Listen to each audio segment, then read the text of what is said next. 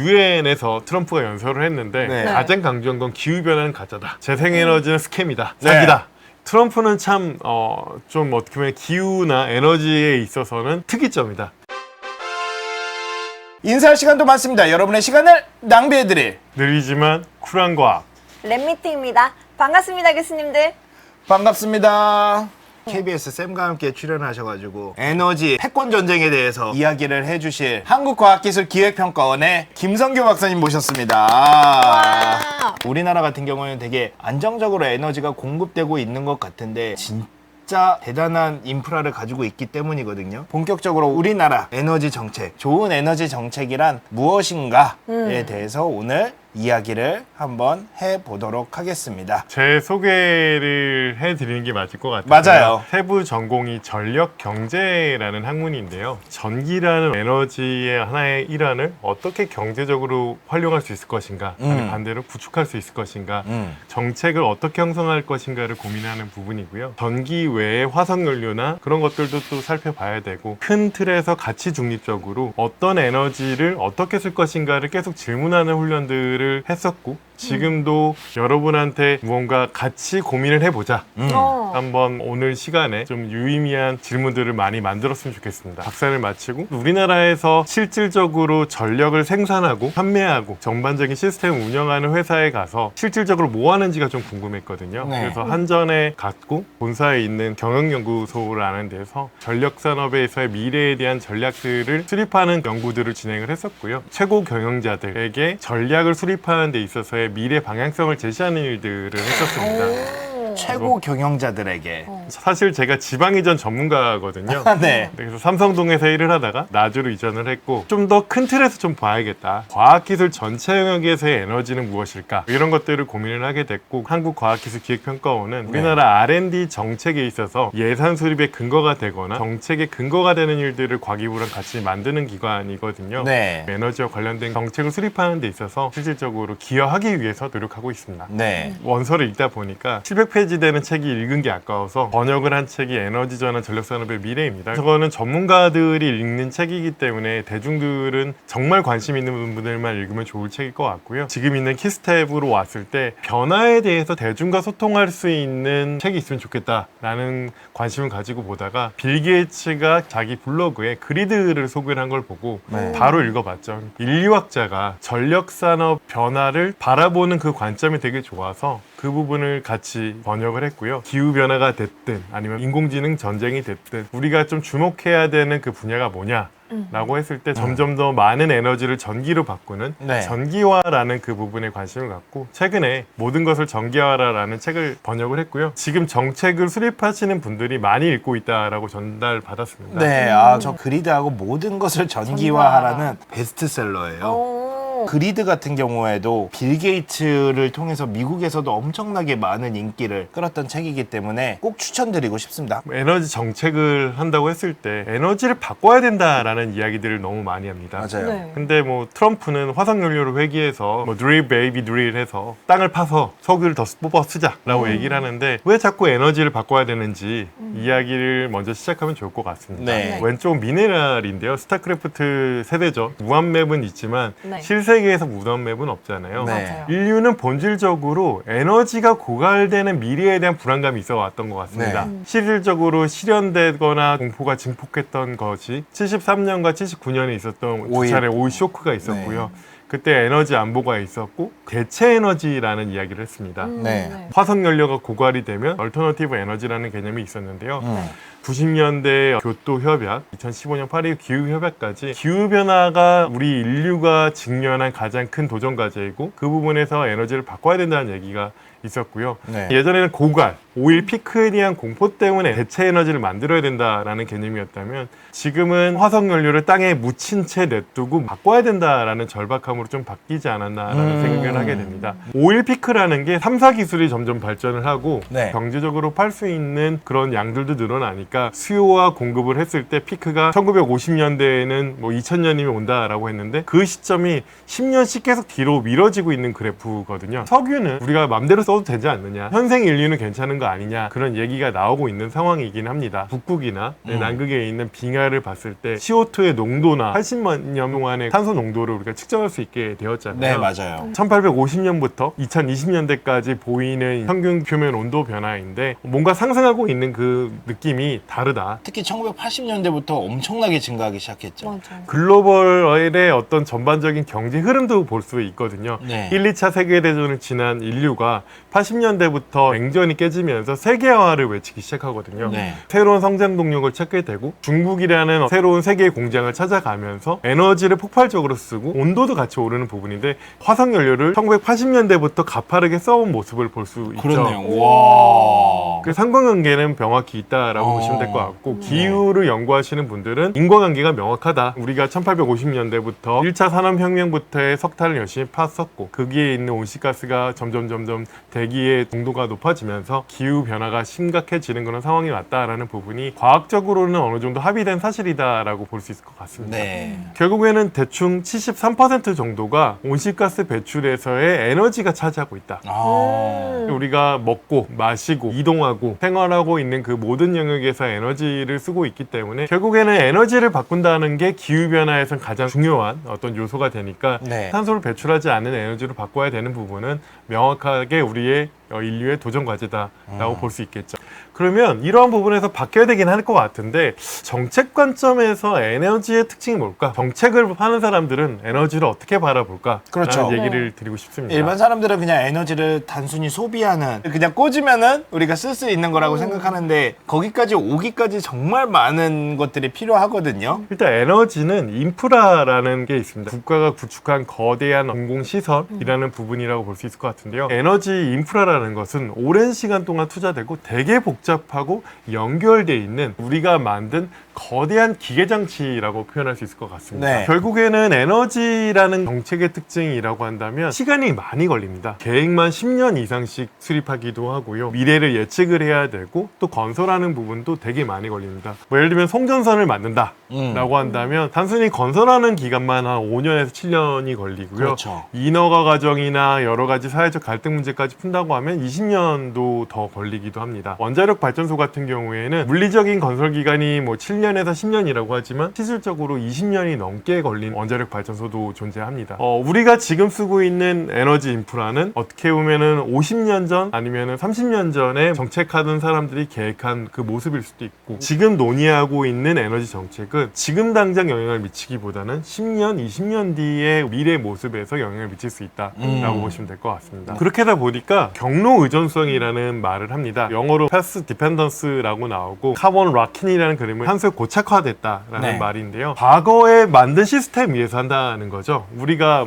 예를 들면은 스타크래프트를 한다고 했을 때 우리가 맵을 만들 수는 있지만 주어진 맵에서 게임을 하는 거랑 똑같은 거죠. 맞아요. 근데 그걸 누군가 게임을 실컷 한 30분 하다가 이어달리기를 하는 거죠. 과거에 누적된 그 경로에 따라서 우리는 지금의 뭔가의 새로운 것들을 만들어야 되는 그런 부분이 있는데 지금 만들어진 시스템을 운전하기 위한 정책들이 많습니다. 그러면 과거의 시스템을 위한 정책이다 보니 미래의 지향적인 것과 상충되는 경우가 존재하게 된다는 거죠. 기술 같은 경우에도 우리가 오랫동안 축적되었던 기술인데 투자를 뭐 지난 30-40년 동안 했는데 지금 당장 바꾸냐 이런 건 되게 어려운 거죠. 예를 들면은 유럽과 같은 경우에는 석탄 발전소가 최근에 되게 많이 빨리 폐지가 됐거든요. 그 이유는 산업 성장을 먼저 했고 전기 인프라를 먼저 만들었고 전력 수요가 성장하는 그 모습들이 90년대에 있었다가 2000년대부터는 세계의 공장이나 제조 시설이 중국으로 가면서 제조에 대한 에너지 수요가 낮아지고 금융이나 서비스로 가면서 에너지 수요가 정체되는 모습이었습니다. 그러다 보니까 석탄 발전소를 추가로 건설할 이유가 없게 되겠죠. 유럽은 석탄 발전소의 평균 연식이 40년을 넘어가기 때문에 이미 감가상각이 끝났다. 폐지하는 데 있어서 좀 용이한 부분이 있습니다.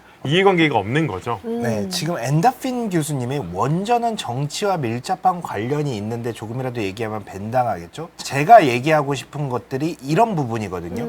원전이라는 거는 과학적인 발전소 중에 에너지를 만들어내는 하나의 방식입니다. 여기에 정치를 입힌 거는 정치학자들이에요. 정치가들이고요. 원전이라는 게 정치를 탈 이유가 하나도 없습니다. 폐기물이 생기고 뭐 이런 게 생기는 거는 분명히 해결을 해야 될 문제고 합리적으로 뭔가 방법을 찾고 해야 되는데 여기에 정치가 입혀지면은 어떤 식으로든 합리적 생각을 못 해요. 원전이라는 거를 약간 밀면은 보수, 재생에너지를 밀면은 진보 이렇게 되는 거는 정말 큰 문제예요. 그게 망하는 길입니다, 진짜로. 워낙 우리나라에서는 원자력에 대한 관심이 많다 보니까 저희가 가치 중립적으로도 얘기하고 어떻게 보면 양쪽의 입장들을 다 고려를 하는 부분이 중요하다고 생각을 합니다. 좋습니다.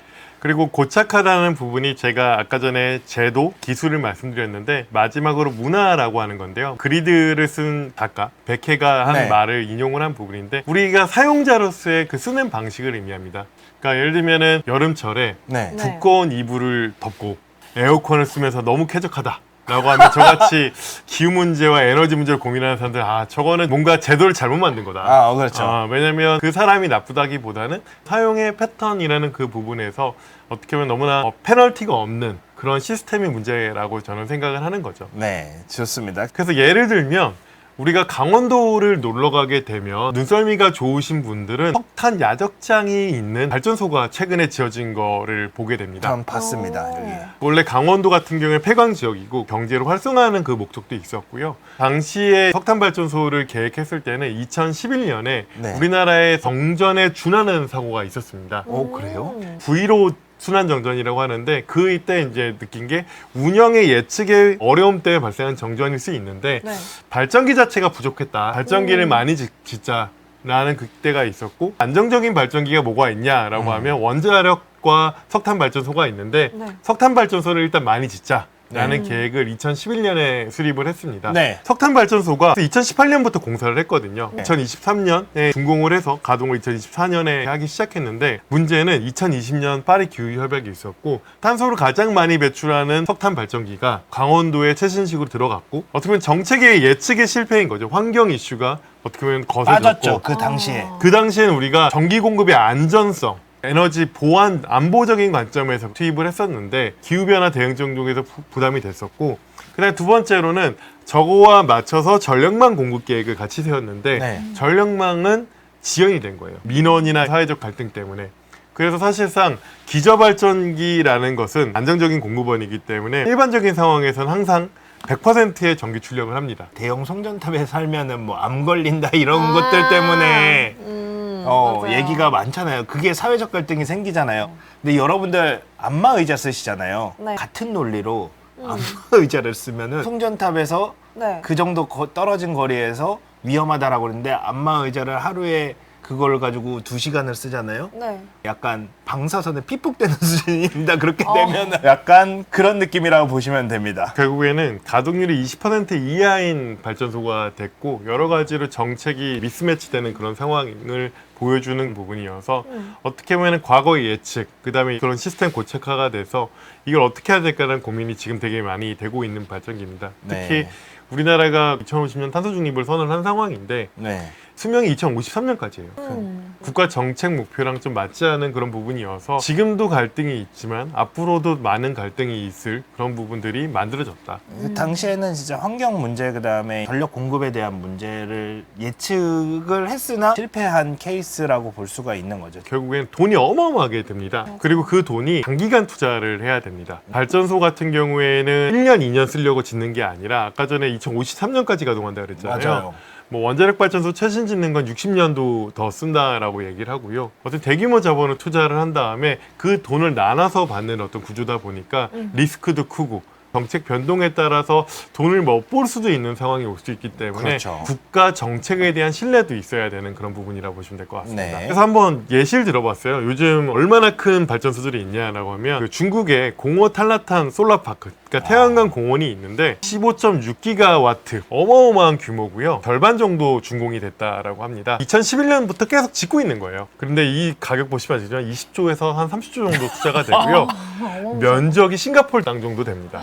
국가 정책이라는 건 1, 2년도 아니고 20년, 30년 동안 고민을 해야 된다라는 그런 부분이고요. 풍력발전소인데요. 사실은 최대가 중국에 있는데 중국만 하면은 너무 네. 식상하니까 영국을 가져왔습니다. 도고뱅크 윈드팜, 농장 같은 그런 느낌이 드는데 아까 전보다 더 크죠. 한 3배 정도 큽니다. 3.6기가와트급이라고 보시면 될 것 같고요. 가장 큰 원전이 한 1.6기가니까 원전이 한 2개 반 정도 된 그렇죠. 부분이고요. 계획상으로 2026년까지인데 대규모 프로젝트는 여러 사정으로 좀 연기가 될 수 있을 것 같아서 원자력 발전소인데 미국 조지아에 미국에서 최근에 지은 원자력 발전소입니다. 1.1기가와트가 두 개, 원자력은 2개씩 짓습니다. 네. 근데 보시면 건설 기간이 10년이 넘죠. 이런 대규모 프로젝트 같은 경우에 지연되고 그런 비용이 상승되는 사례인데 어떻게 보면 미국 원자력 같은 경우에 보고틀이 어떤 의미냐면 예전에 70년대에 체르노빌 사고 이전에 쓰리마일 원전 사고가 있었거든요. 그렇죠. 그 이후에 준공된 2개의 발전소입니다. 그동안 신규 발전이 원자력이 짓지를 못했어요. 이거 이후에 또 지으려고 했는데 지연이 너무 많이 돼서 예상되는 건설비보다 2배의 건설비가 든 거예요. 조지아 주민들의 납세자들이잖아요. 전기요금이 한 10에서 20% 올라갔습니다. 계획이 실패하게 되면 전기요금이 오히려 오를 수도 있다. 그렇죠. 라는 것을 보여주는 모습이라고 보시면 될 것 같고요. 네. 그 다음에는 대규모 자본이 투자가 되는데 정책 자체가 장기적으로 안정해야 되고 네. 신뢰가 필요합니다. 네. 그러니까 불확실성이 있게 되면은 사업자들이 무언가 사업을 할 수가 없겠죠. 그렇다고 이걸 모두 다 세금으로 정부가 다 할 수도 없는 노릇이고 네. 인간의 투자도 어느 정도는 필요하고 정책이 되게 중요하다라고 보시면 될 것 같습니다. 근데 현실의 세계에서는 정책이 바뀌죠.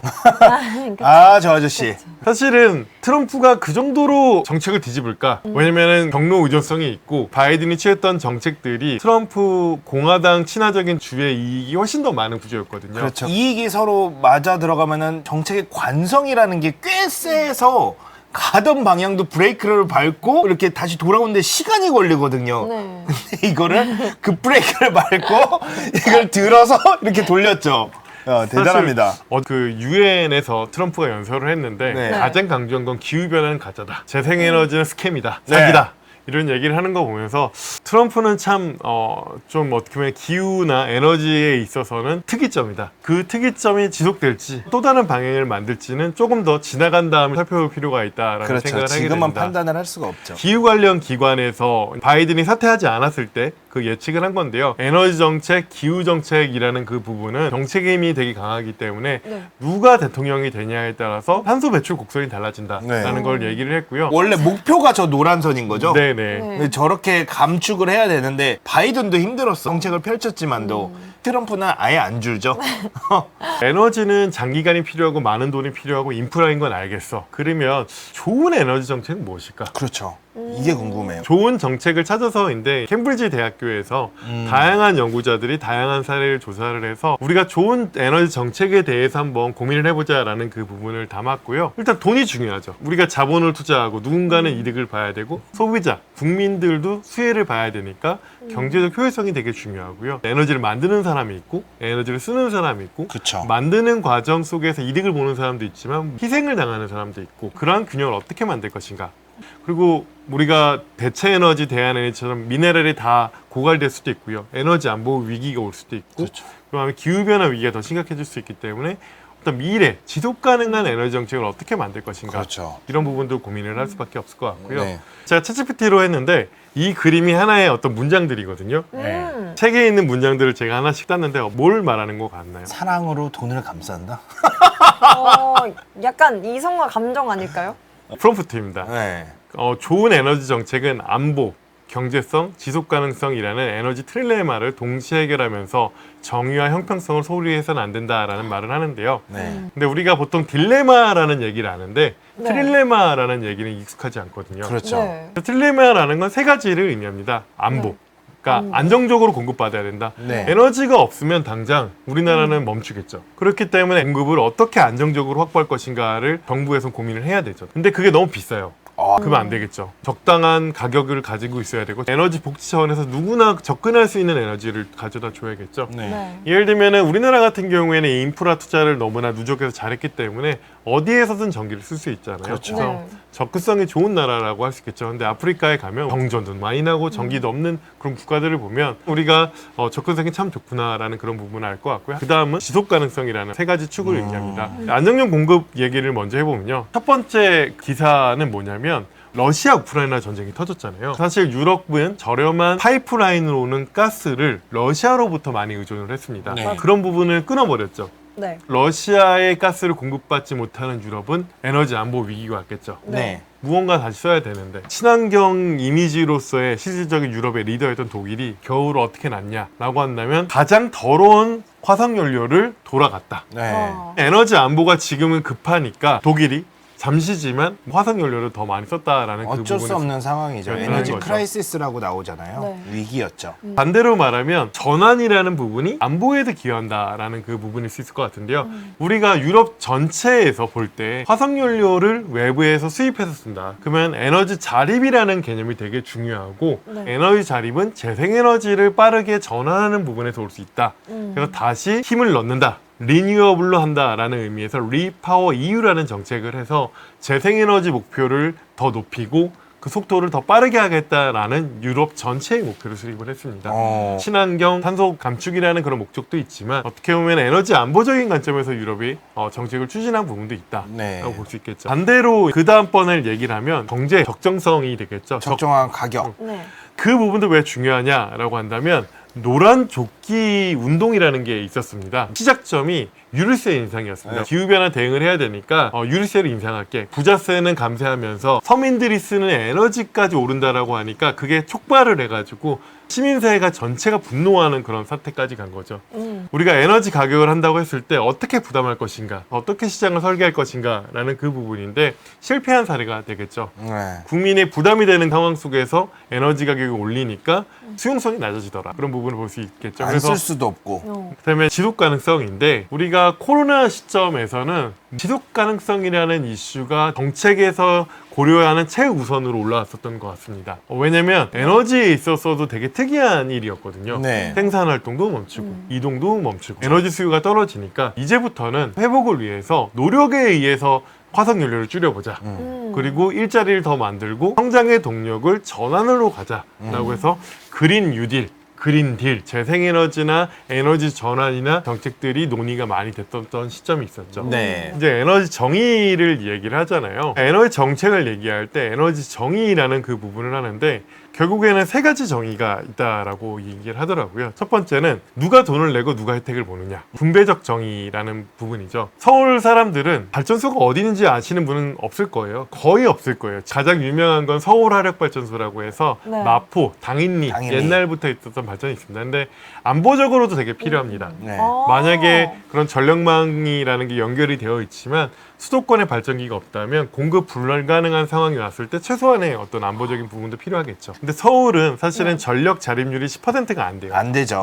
그러니까 90%는 외부에서 의존을 받고 있거든요. 그런 외부에서 받는 사람들은 무언가 소외됐다라는 말을 하죠. 전북에 계신 분이 이런 말씀을 하시는 걸 인터뷰에서 봤어요.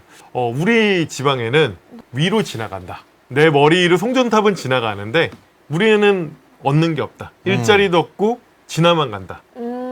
쓰는 사람은 서울 사람들이 쓰고 만드는 사람은 밑에 있고 우리는 지나가니까 우리는 뭔가 부당한 거 아니냐. 분배적인 정의에서는 뭔가 문제가 되는 것 같고요. 소외된다고 느낄 수 있죠. 그리고 제가 얼마 전에 보령을 갔었거든요. 위에 가면은 석탄발전소 전경을 볼 수 있는 전망대가 있는데 그걸 보면서 저는 여러 가지 생각이 들었어요. 왜냐면 왜요? 야적장이 크게 있는데 네. 석탄이 가득 쌓여져 있거든요. 네. 그게 바람이 불면 미세먼지를 만들거든요. 네. 그렇겠네. 그 석탄 발전소에 있는 사람들은 평소에 그런 미세먼지나 그런 분진에 대한 건강에 대한 이슈가 있어요. 그래서 이런 말을 해요. 전기 자동차 같은 경우에는 배출을 안 하잖아요. 근데 수도권에 있는 전기 자동차 같은 경우에는 수도권을 깨끗하게 만들어요. 근데 그 전기는 석탄 발전소로 만약에 한다고 한다면 누군가의 건강을 더 나빠지게 한다는 그런 이야기들도 하시죠. 그런 정의적인 관점에서 볼 때 생산지 아니면 이동하는 경로 어떤 혐오 인프라 이런 지역에 대한 충분한 배려를 하고 있는가 이런 고민도 할 필요가 있다라는 그렇죠. 부분이죠. 그리고 두 번째는 절차적 정의라는 부분인데요. 네. 에너지라는 부분은 모두가 사용하는 부분이고 이해관계가 여러 가지로 대립되어 있는데 네. 의사결정 과정이 투명해야 되고 많은 이해관계자들을 포괄을 해서 참여할 수 있는 체계가 되게 중요하다라는 부분이에요. 왜냐면 완벽한 정책은 없기 때문에 그런 절차적 타당성이 되게 중요하다. 라는 그런 말이고요. 그리고 인지적 정의라는 건 사람들이 생각하는 가치가 다양해요. 누군가는 경제를 얘기할 수도 있고요. 누군가는 환경을 얘기할 수도 있고요. 다양한 그런 가치가 있기 때문에 그렇죠. 다양성에 대한 그 존중에 의해서 협의와 합의라는 그 과정이 되게 중요하다라는 말이죠. 이 그림은 뭘 말할까요? 야, 좋아. 엄청 긍정적이야. 일단 저 아래 사람들은 단체 사진을 찍고 있어요. 맞아요. 긍정적이에요. 따봉하면서 따봉. 단체 만족했어. 사진을 찍고 있는데. 따봉이 있고 밑에 우가 있으니까 뭔가 반대와 찬성이 있다. 음. 과학자들은 과학이나 기술을 얘기를 하고 경제학자들이나 사업가들은 시장을 얘기를 하는데 가치, 제도, 사회적 수용성의 문제다. 뭐 앞에 이야기와 이제 뒤가 연결이 되는 부분인데 우리 사회가 받아들이는 게 되게 중요하다. 근데 어떻게 보면 기술자들은 수용성을 조금 낮게 보는 경향성이 있어요. 사회적 수용성을 낮게 보죠. 네. 왜냐면 자신의 기술의 장점을 보고 단점에 대해서는 그렇게 중요하다고 생각하지 않는 경향이 좀 드러나기는 하거든요. 사실은 우리가 생각할 때 전기 인프라는 다 혐오시설이에요. 송전탑은 우리가 고속도로 지나갈 때 그냥 송전탑이네? 아무 생각 없이 하지만 그 송전탑 주변에 가면 결사반대라는 저 표지는 쉽게 볼 수 있어요. 네. 그래서 그런 부분이 존재하고요. 변전소는 멀리 보내기 위해서 전압을 높이거나 수요지에 와서 전압을 낮춰서 다시 도시로 들어가는 그런 시설이라고 보시면 될 것 같은데 변전소에 대해서도 찬성하는 사람이 별로 없어요. 가장 최근에 그 이슈는 뭐냐면 어떤 용인의 반도체 밸리를 만든다라고 해서 하남시 쪽에 들어가는 동서울 쪽에 변전소를 확장한다라는 얘기가 있는데 거기 반대가 어마어마하게 있습니다. 그쵸. 지금 있죠. 거기는 우리는 또 아파트를 최근에 많이 지었기 때문에 네. 어린애들이 많이 있는 이 지역에 왜 변전소를 추가하느냐 뭐 이런 얘기를 하죠. 원자력 발전소 역시 반대를 합니다. 철학적인 이념적인 부분에서 반대하시는 분 많아요. 왜냐면 원자력이라는 부분이 사실은 핵에서 시작했고 핵은 핵무기에서 시작을 했기 그렇죠. 때문에 어떻게 보면 군수시설 그런 부분에 대한 사상적인 반대부터 고준위 방사선 핵 폐기물 그 부분에 대해서 아직 처리할 수 있는 기술이 완벽하지 않다. 또 위험하다. 이런 이슈가 있고 과학기술자들은 충분히 통제할 수 있다라고 얘기를 하지만 반대하시는 분들이 분명히 존재합니다. 네. 천연가스 발전소도 역시 반대를 합니다. 에너지를 만들어내는 건 다 반대. 반대가 있어요, 지금. 그래서 제게 건물 예쁘죠. 마포에 있는 서울화력발전인데요. 사실은 저것도 이야기가 많이 됩니다. 왜 되냐면 건물이 예쁘잖아요. 네. 발전소가 지하에 있어요. 서울에 지으려고 지하에다 지은 거예요. 저희 당연히 발전소는 발전소 공원이 있지 않습니까? 그쵸. 그러니까 그러면 지방 사람들은 우리는 땅 위에 있고 왜 서울만 지하에다 비싸게 지어주냐. 그럼 서울은 도시니까 수도니까 라고 하지만 반대로 하면 나도 시민이고 나도 대한민국 사람인데 왜 서울 사람만 특혜를 주지? 이렇게 바라볼 수도 있는 요소가 있는 거죠. 저도 그쵸. 저 생각을 했는데 MJK 교수님의 생각이 예전에도 나왔던 건데. 지역별 전력요금 차든지. 네. 그 이야기도 재밌는 이야기인데 지금 이야기 나온 김에 먼저 해볼까요? 네. 네. 사실은 지역별 차등요금제라는 건 이론적으로 송전 솔로가 있고 지역별로 발전소가 있으면 송전 혼잡이 발생을 하면 발전기가 충분히 있는 데는 전기요금이 싸고 발전기가 없는 데는 전기요금이 올라서 네. 송전선 투자를 하게 하는 인센티브를 만들기 위해서 고안된 전력시장 체계이긴 해요. 지역 차등요금제라는 부분이 우리나라에 먼저 화두가 된 거는 한 20년 전, 15년 전에 먼저 얘기가 됐었어요. 충청도 지방에는 석탄발전소가 많잖아요. 전기요금을 많이 내는 게 뭔가 억울한 거죠. 그래서 도지사께서 한번 조사해봐라 라고 네. 연구 영역을 줬대요. 전송료도 있고 발전료도 있는데 배전요금이라는 것이 존재하거든요. 우리가 네. 뿌리는 거라고 보시면 돼요. 송전은 고속도로, 배전은 동네 골목, 택배가 이동하는 골목인데 서울은 인구 밀도가 높고 그런 부분에서 배전이 밀도가 높으니까 배전요금이 적은 거예요. N으로 네. 나누면. 근데 충청도는 흩어져 있으니까 배전요금이 비싼 거예요. 발전기가 많은데 원가가 오히려 비싸니까 이상하다라고 한 거죠. 네. 근데 20년이 지난 지금에서 와서 보니 송전선로도 꽉 찼고 발전기는 더 지을 데가 없고 하니까 진짜로 수도권은 전기요금이 더 비싸질 수밖에 없는 요건이 되는 거죠. 그러니까 정책적으로 원래는 그런 목적으로 만들어진 건 아니지만 현실적인 상황에서 똑같은 이슈가 발생을 하고 있는 거죠. 어쨌든 지역발전 요금 같은 경우에는 지역 차등요금제가 지금 논의가 되고 있고 언제 실행되는가 어떻게 도입을 할 것인가 이런 부분까지 논의가 되고 있습니다. 석탄발전소거든요. 그 아까 말씀드린 삼척에 있는 블루파워인데요. 보시게 되면은 반대가 심하죠. 네. 네. 태양광도 역시 반대를 합니다. 최대 발전소에 있는 신안에 있는 발전소고요. 태양광은 왜 반대할까요? 태양광은 도시에서 반대하는 이유와 네. 농촌에서 반대하는 이유가 달라요. 인사할 시간도 많습니다. 여러분의 시간을 낭비해드릴 느리지만 쿨한 과학. 랩미팅이었습니다. 감사합니다, 교수님들. 감사합니다.